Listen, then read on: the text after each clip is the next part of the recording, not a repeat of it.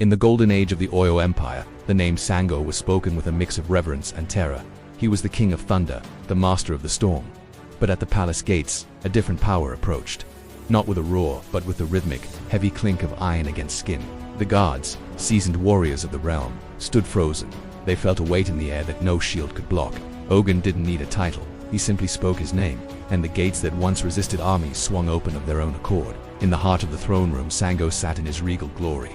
Red and gold silk draped his broad shoulders, his eyes flickering with blue light.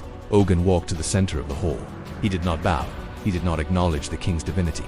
He looked at Sango and called him Thunderboy. To settle the tension, a contest was called, a test of craftsmanship and essence in the palace courtyard where fire and metal would reveal the truth.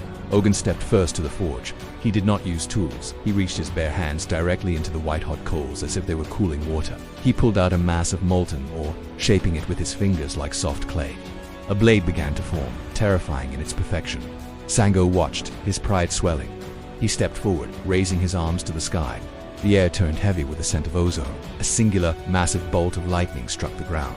The force was deafening, melting the very flagstones into a pool of glowing black obsidian. Kneeling in the heat, Sango used controlled arcs of electricity to forge the osh. The double-bladed axe emerged, etched with glowing blue patterns. The crowd roared as Sango held the weapon high. It was a masterpiece of power. Even Oya, the warrior queen, watched in silent awe from the gallery. As evening fell, the celebration faded.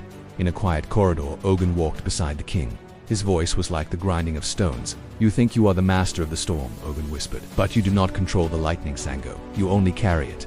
As Ogun walked away, Sango looked down at his hands. To his horror, faint blue sparks jumped between his fingers, uncontrolled and wild. He was a vessel, not a creator. Alone in the shadows, the king realized that his greatest weapon was a force he could never truly own.